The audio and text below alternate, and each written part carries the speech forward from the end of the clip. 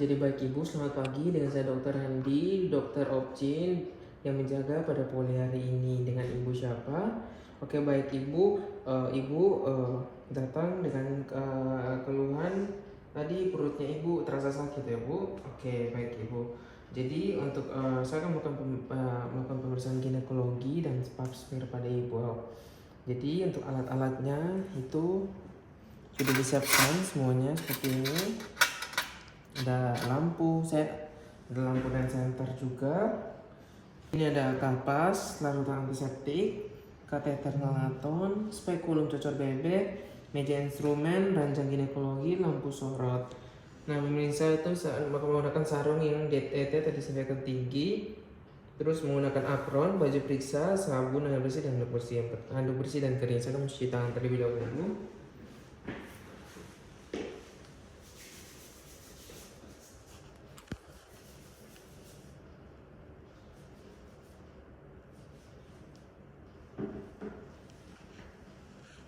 Oke, terus selanjutnya saya akan menggunakan sarung tangan dengan disinfektan tinggi.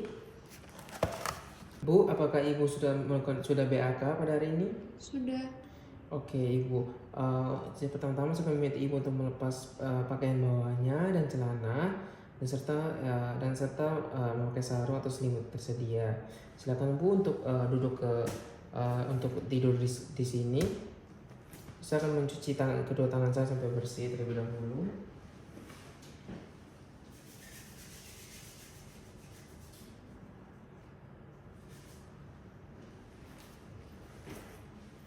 Oke, selanjutnya saya akan memulai dari pemeriksaan abdomen. Ibu silakan berbaring dengan posisi litotomi. Dan saya akan memeriksa litotomi pada Ibu. Dan saya akan minta Ibu untuk membuka seluruh bagian pada perut pada Ibu, mulai dari tulang iga sampai tulang pelvik. Terus lipat paha pada bagian lipat paha atau groin dapat terlihat tetap biar daerah luar genitalia itu tertutup. Nah, saya akan memeriksa pada seluruh abdomen pada lipatan paha pada Ibu. Permisi. Oke, untuk abdomennya dalam keadaan batas normal, dalam keadaan rata, bundar, menggembung, dan tidak ada tenggelam ya Bu. Terus lokasi atau konturnya itu dalam pusarnya itu dalam keadaan batas normal juga. Terus tidak ada pembengkakan ataupun tonjolan yang menunjukkan kemungkinan nanti umbilical hernia. Dan saya akan juga memastikan untuk minta Ibu untuk mengencangkan dinding abdomen atau batuk ya Bu. Oke, semua dalam keadaan batas normal juga dan tidak ada pattern tonjolan maupun massa yang terlihat pada abdomen atau bagian perut pada Ibu. Dan juga Ibu Ibu juga dan tidak ada keadaan hamil ya Bu. Tidak ada pendapatan tumor juga, tidak ada organ yang besar ataupun ada cairan ataupun gas. Dan saya juga akan memperhatikan warna kulit dari warnanya itu dalam batas normal ya Bu. Tidak ada warna kuning, itu yang menandakan sakit kuning. Dan juga warna kebiruan atau cyanosis itu tidak ada ya Bu. Terus tidak adanya gurutan maupun scar, tidak ada tanda-tanda peregangan atau striae. Terus tidak adanya raung kulit juga. Terus selanjutnya saya akan menggunakan palpasi. Apakah terasa nyeri ketika saya pencet, tekan? Dok, enggak ngomong sebelumnya Ibu ada rasa nyeri pada bagian perut yang sebagian mana gitu. Oh ya. Bu, apa di rasa perut nyerinya itu di bagian mana ya Bu? Oh, di bagian sini ya Bu. Oke, baik. Isi.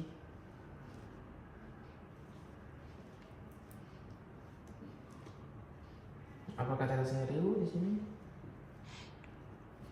Oke. Selanjutnya saya akan menggunakan pemeriksaan saya spekulum, di mana saya akan mencuci tangan terlebih dahulu.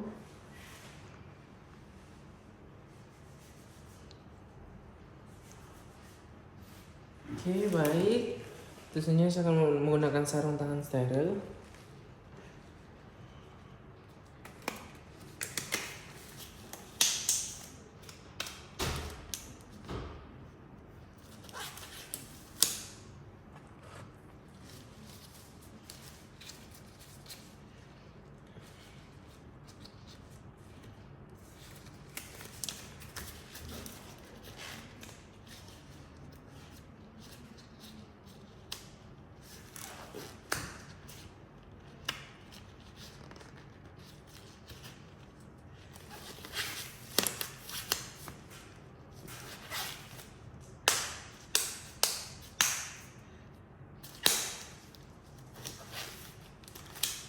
Oke, terus selanjutnya saya akan menggunakan kapas sesuai untuk bersihkan daerah vulva. Sebenarnya saya akan kembalikan dulu ke posisi litotomi. Oke, saya akan menggunakan kapas untuk membersihkan daerah vulva dan bagian perineum.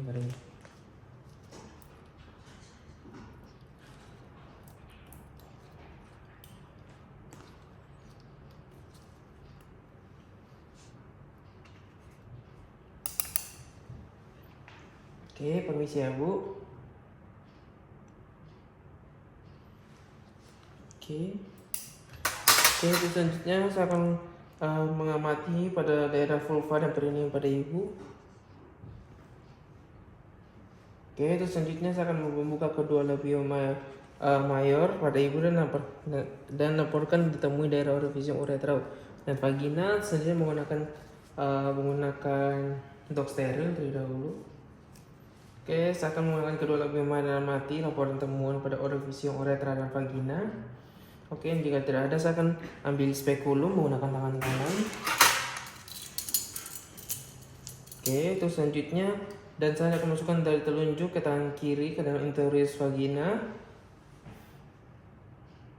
Terus selanjutnya saya sudah menggunakan spekulum pada bagian terkecil untuk melihat vagina cervix secukupnya. Sebelum masuk spekulum saya akan tunjukkan kepada ibu dan jelaskan. Jadi saya akan menjelaskan pada ibu. Jadi ini berfungsi untuk melihat cervix pada ibu ya Bu. Nanti saya akan memasukkan ke dalam vagina pada ibu untuk melihat cervix pada ibu. Dan setelah itu ketika saya masukkan spekulum ini silakan ibu menarik nafas ya Bu. Nanti silakan ibu menarik nafas melalui mulut. Dan saya akan mengatur terlebih dahulu untuk pencahayaannya.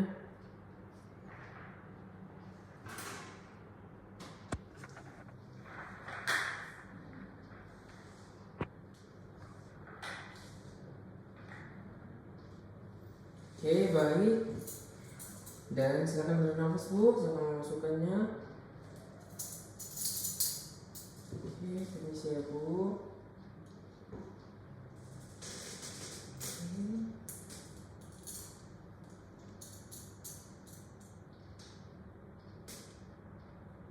Oke, baik Ibu. Oke, jadi sudah terlihat ya Bu. Saya akan masukkan setelah itu saya masukkan dengan transpose 90 derajat ke bagian bawah.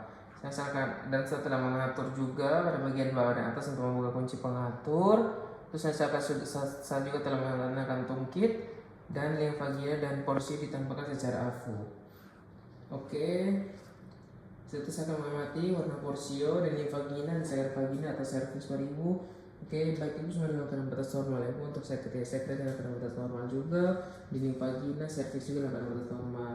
Terus selanjutnya saya akan melakukan pap smear, di mana saya akan ambil cytobras. Selanjutnya saya akan ambil cytobras pada pemeriksaan pap smear. Dan saya akan mengambil pada bahan extocervix dengan cytobras pada cytobras. Dan itu diambil sekaligus.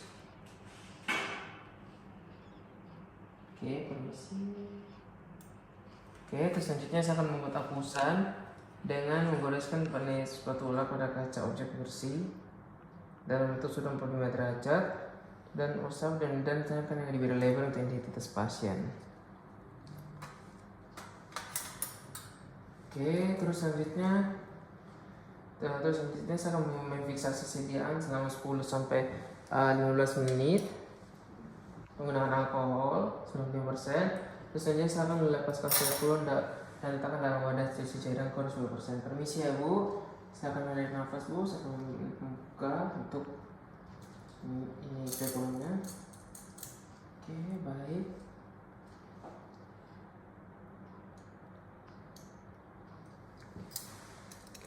Dan masukkan ke cairan klorin. Terus selanjutnya saya akan menggunakan handscoon baru, kemudian cuci tangan sebelum menggunakan handscoon lagi. Oke, terus selanjutnya saya akan berdiri untuk melakukan vaginal touch.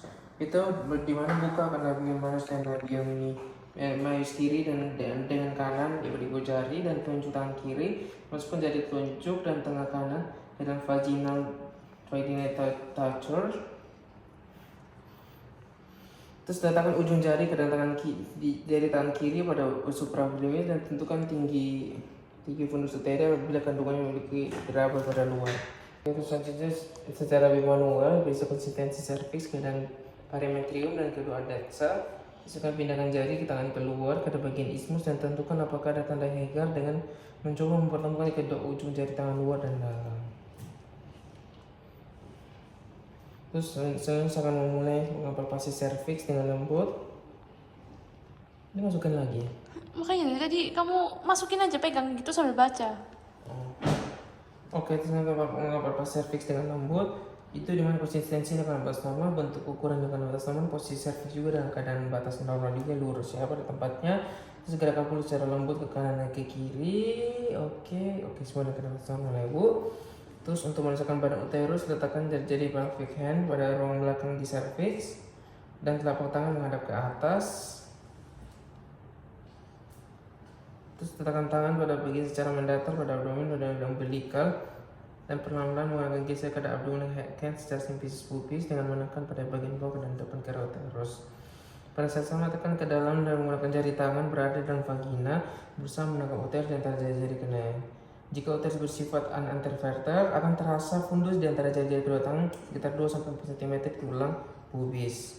Jika uterus tidak dapat dirasakan berlateral, gerakanlah uterus ke atas lalu kedua jari tangan yang tarik pelvic hand di bawah serviks, lalu secara lembut angkat secara anterior. Terus ke bawah lebih dengan jari-jari atau abdominal hand. Jika uterus tidak dapat dirasakan, gerakan jari-jari serviks dan tekan sedalam mungkin tanpa menyebabkan ketidaknyamanan. Kemudian tekan menggunakan sedalam mungkin.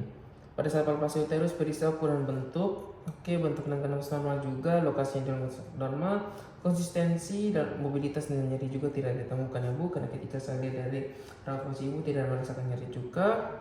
Terus selanjutnya saya akan temukan ovarium.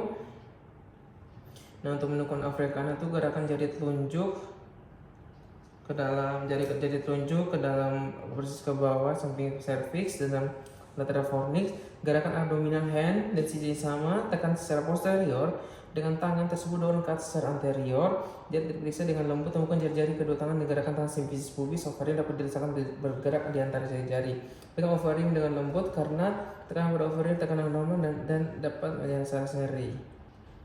Selanjutnya saya akan catat ukuran, bentuk konsistensi menggunakan batas normal, konsistensi mobilitas menggunakan batas normal juga, dan tidak didapatkan nyeri dan massa yang ada. Terus sebelum menggunakan jari tangan, periksa tekan lembut secara posterior dan ada jari massa shoulder sex atau ruang di belakang uterus dengan rektum. Terus akan mencari rekta vagina. Di mana rekta vagina jari tengah itu masuk ke dalam dan jari tengah masuk ke dalam dan jari telunjuk masuk ke dalam vagina dan jari tengah masuk ke dalam rektum. Selanjutnya setelah itu tekan ke badan abdominal hand dengan tangan lainnya abdominal hand dan berada di atas tulang pubis, sementara jarinya berada pada vagina untuk menekan serviks anterior. Gunakan jari yang berada dalam rektum untuk merasakan permukaan posterior uterus, menentukan mengarah ke rektum dan seharusnya terasa halus. Gerak jari dan rektum ke atas sampai fundus dapat terasa. Periksa apakah ada nyeri dan massa. Tidak dapat nyeri dan massa di antara permukaan posterior dari uterus dan rektum dan menunjukkan adanya endometriosis. Setelah selesai pemeriksaan rektum vagina, keluarkan kedua jari secara perlahan-lahan. Terus untuk paksa pemeriksaan, setelah menyelesaikan pemeriksaan, masuk kedua tangan lagi, masukkan kedua tangan yang memakai sarung ke dalam larutan klorin. Terus selanjutnya lepas sarung tangan dengan baik dan sisi keluar. Terus selanjutnya jika sarung tangan sudah dibuat, letakkan ke dalam wadah tangan bocor atau plastik. Jika sarung tangan dipakai ulang, dikontaminasi dengan rendam pada larutan klorin 0,50 menit. Dan setelah itu saya akan catat hasil dari pertemuan dari semua pemeriksaan tadi. Jadi untuk pemeriksaan sudah selesai, saya akan mencatat hasil untuk pemeriksaan tadi ya Bu. Baik Bu, terima kasih. Damn.